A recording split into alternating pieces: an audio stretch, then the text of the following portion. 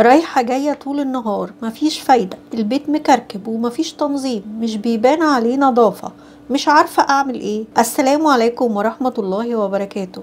لو انتي كمان كده، الفيديو بتاع النهاردة هنحط فيه شوية حاجات كده نعملها مع بعض، بإذن الله بيتنا هيفضل مرتب.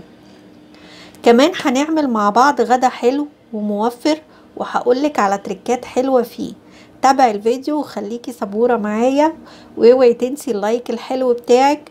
ولو انتي اول مرة تشوفي القناة، انا فوزية ودي قناتي يوميات ونصايح فوزية. شكرا لكل الناس اللي عندي واللي بتكتب لي كلمة حلوة، ما تحرمش منكم، وحشتوني جدا من الفيديو اللي فات، وشكرا على كل كلمة حلوة كتبتوها لي عليه. ربنا يخليكم ليا ويديمكم نعمة حلوة في حياتي. النظام والترتيب اساس للنظافة. النظام مش بيحصل مرة واحدة، يعني مش هقول انا هنظم البيت فاقوم جري والاقيه يتنظم، لا.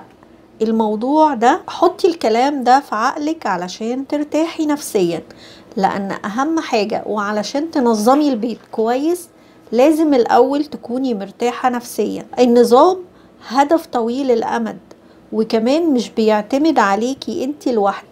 يعني مثلا انتي لو شخص منظم وعايشة مع ناس اخر حاجة في دماغهم وهمهم النظام، تخيلي مش هينفع اي حاجة تعمليها مهما عملتي، مهما قعدتي تنظمي من هنا لبكرة مش هينفع. لازم يكون في خطوات وشوية حاجات نعملها علشان البيت يتنظم. بصي عايزة اوريكي بس اول حاجة اللي في الغدا. العجين اللي انا جبته ده عجين انا بشتريه كده، عجين جاهز من الفرن. عارفه الافران اللي هي بتبيع العيش مش مدعم، اللي هو ب2 جنيه. لما بكون مستعجله وعايزه الخميره تخمر بسرعه، ممكن اشتري منهم مثلا رغيفين 3 4 على حسب ما انا عايزه يعني، وعلى حسب كميه الدقيق اللي عندي. كمان العيش بتاعهم بيكون اسمر، يعني عليه رده شويه، والدقيق مش معمول بدقيق ابيض، فبيخلي العيش صحي ومشبع اكتر.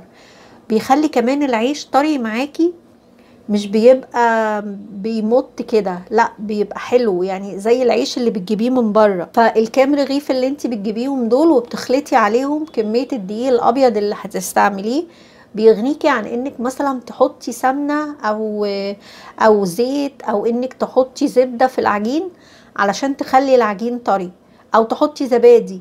انت بس مجرد العيش هتستخدميه وتعجني بيه، هيخمر معاكي بسرعة حتى لو ما عندكيش خميرة. انا هنا هحط خميرة، بس رغما عن كده انا ممكن ما كنتش احتاج خميرة، بس الحاجة هتخمر بسرعة مش هتاخد وقت. شبه بالظبط يعني العجينة ال10 دقايق اللي احنا بنخمر فيها العجينة الاول شوية، وبعدين نرجع نحط عليها الدقيق بتاعنا ونكمل عجن. انا هعمل النهارده عيش بالصدق، او هعمله حلو قوي، هتشوفي معايا وان شاء الله الفيديو يعجبك. نكمل كلامنا عن موضوعنا، وكنا بنقول ان احنا نكون عايشين مع ناس مش منظمة والبيت هيبقى منظم. بس مش معنى كده ان انتي تفقدي الامل او تستسلمي، لا طبعا هنعمل حاجات كده ونأسسها علشان نوصل لهدفنا. نعمل الاول اللي علينا، شوية حاجات هنعملها هي دي اللي هتكون اساسيات لينا للتنظيم. انا هنا عجنت العيش وحطيته وهسيبه شوية، مجرد نص ساعة بس، مجرد ما اعمل شوية حاجات في المطبخ هلاقيه خمر على طول. ايه هي بقى الحاجات اللي عليكي اللي انت المفروض تعمليها وتبتدي بيها علشان البيت يبقى منظم؟ وزي ما قلتلك التنظيم مش بيحصل بين يوم وليلة، ده بياخد وقت، وعلشان نفضل منظمين، لان التنظيم اللي انا بقولك عليه ده هو اللي بيبقى اساس للبيت عشان يفضل البيت منظم على طول. لكن لو بسرعة نظمنا اي كلام، هنرجع نلاقي البيت اتبهدل تاني وبسرعة، لان النظام ممكن احصل عليه بسرعة، بس المحافظة على النظام هي ده الشيء الصعب. اول حاجة مطلوب منك ان انت تتخلصي من كل الكراكيب اللي تخصك او تخص الولاد، وخصوصا ان احنا اليومين دول في يعني بنبدل بين الشتوي والصيفي، وبننظم شوية حاجات في البيت. فانتي تخلصي من كل الحاجات اللي ملهاش لازمة، سواء في هدوم قديمة مش عايزاها، هدوم فضلت مركونة طول الوقت في الدولاب ما استعملتهاش، لعب الولاد القديمة اللي كبروا عليها او اتكسرت، اي حاجة في المطبخ مركونة وبتعملها لك كراكيب ومش مش بتستخدميها، بتقعد بس كل ما تيجي تنضفي المطبخ تشيليها من هنا تحطيها هنا. كل الكراكيب اللي ملهاش لازمه اتخلصي منها. بعد كده ابتدي صنفي البيت لحاجات، يعني البيت نفسه وحاجاته اللي فيه ممكن تتصنف. زي ما البيت كده فيه أوضة سفرة، ودي معروفة ان هي أوضة السفرة وأوضة النوم، هو كده متصنف. كمان الحاجات اللي جوه البيت والأشياء اللي احنا بنستخدمها ممكن تتصنف. يعني العدد وهي حاجات الكهرباء، اللمض الزيادة اللي عندك، المفكات، لو عندك بقى جوزك بيحب الشاكوش، الحدوات اللي هي الحاجات اللي هو ايه، يعني الرجاله بتحبها وبتجيبها دي، جمعيها كلها في مكان واعرفي مكانها وحطيها فيه، وبدرج معين، صندوق معين يبقى بتاعها. الطباق والادوات، كل حاجه. انا هنا بوريكي بس، طبعا الفيديو شارح نفسه، وعايزه اقولك ان العجينه دي زي البيبي، تتعاملي معاها بالراحة وتصبري عليها هتديكي أحلى نتيجة. الطباق والأدوات اللي بنستخدمها في العيد والمناسبات، الأقلام والكراسات الزيادة عن الحاجة اللي بنشتريها للولاد. أنا بديكي أمثلة، طبعا كل واحد في بيته أدرى بالحاجات اللي بتبقى عاملة له كراكيب. المهم إن انتي كل حاجتك تصنفيها، كل حاجات مع بعضها تعمليها مجموعات. الحاجات دي بتتحط هنا. لما حد يقولك انا عايز الحاجه الفلانيه، تقولي له روح النيش مثلا هتلاقيها في الدرج الفلاني، روح المكتبه هتلاقيها في الدرج التاني من تحت، وهكذا. انت هتصنفي الحاجات دي كلها. في حاجه بقى، وانت بتنظمي وبترتبي، علمي الولاد هم كمان ينظموا حاجتهم ويصنفوها. كل المواد، الكتب مثلا بتاعه الدراسات تبقى مع بعض، الكتب بتاعه الانجليزي والكراسات تبقى مع بعض. هو يبقى عارف بيحط في الدرج ده المادة الفلانية والمادة دي والمادة دي وخلاص. فيبقى هو كمان منظم، ما يبقاش بيرمي او يطلع او يجي عايز كراسة فيقلب المكتبة بتاعته كلها او الدراجة بتاعته كلها. علميهم كمان ان هم يتخلصوا من حاجتهم القديمة، وبالراحة على الولاد شوية، لان في بعض الولاد بتكون مرتبطة بحاجتها واشيائها قوي، لعبها، كتبها، بيكونوا مرتبطين بيه جدا.